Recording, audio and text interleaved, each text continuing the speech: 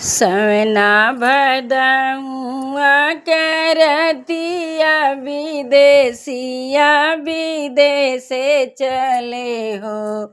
वन कै धनिया दुअरिया भैली ठाड़ विदेसिया तू घरे रहा हो। वन कै धनिया कावहिया धरे ठाड़ी विदेसिया तू घरे रहा हो। तू तो विदेसिया विदेशे चलो औरो दूरी देशे चलो औरो दूरी देशे चलो हो। राजा हम धन बारी उमरिया अकेले कैसे रहबइयो।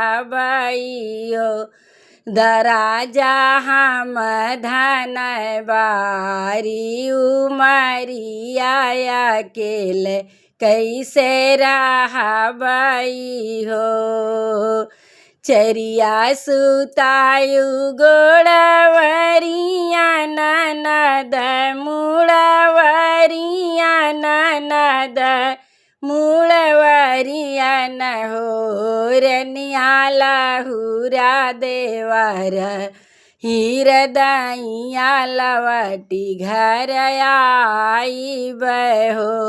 रनिया लहुरा देवर हिरदैया लवटी घर आई बहो। चरिया तो जइहे फूलवरिया ननद ससुररिया ननद ससुररिया न हो। राजा लहुरा देवर देवरनिया अकेले कैसे रहबइयो। राजा लहुरा देवर देवरनिया अकेले कैसे रहबइयो। 12 बरस दिन रहबै चुनरिया लाली भेजबै चुनरिया लाली भेजब हो। धना तेरा है न साली घर आइब चुनरिया पहिरू देखब हो। रानी तेरा हाई साल घर आइब चुनरिया पहिरू देखब हो। चुनरी तो नाही लाली चाही घरा रहो स्वामी घरा रहो स्वामी न हो। राजा देखब नया ना पसारी चुनरिया नाही पहिरब हो।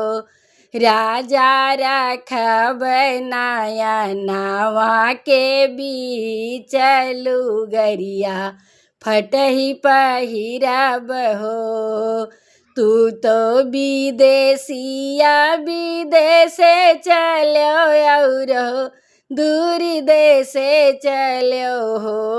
राजा हम धन बारी उमरिया अकेले कैसे रहबइयो।